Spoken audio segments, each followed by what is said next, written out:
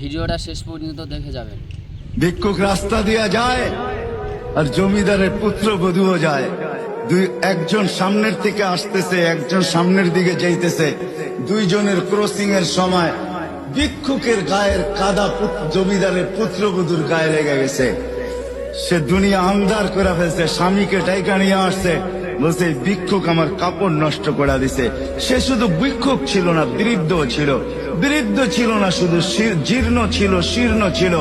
শরীরে কাপড় ছিল না, ফাটা চিরা কাপড় ছিল। পায়ে জুতা ছিল না, পেটে ভাত ছিল না। জমিদারের পুত্র সইতে পারে নাই, যৌবনী শক্তি সয় কি কইরা তার স্ত্রীর গায়ে ভিক্ষুকের কাদা, বস সমগ্র শক্তিকে হাতে জমা করা, একত্র করা বৃদ্ধের গালে বসায়। বৃদ্ধ কিচ্ছু বলে নাই, শুধু উপরের দিকে তাকায় দুই তিনটা শব্দ উচ্চারণ করছেন। শব্দগুলা হলো ইয়া মাল্লাহ তারা হলো ওয়ুন, ও আল্লাহ চোখে দেখা যায় না। ও তারা কুল্লা শাই, তুই সব দেখিস। ফারা তারা মা বি, তুই কি দেখিস না আমার সাথে কি ঘটতেছে? এটা কি দেখিস না? বলতে দেরি যুবক, মরতে দেরি হয় নাই। জমিদার চলে আসছে, প্রতিশোধ নিবে। বৃদ্ধের একদিকে মুস্কি হাসি, একদিকে বলতেছে প্রেমের খেলা এমনই হয়।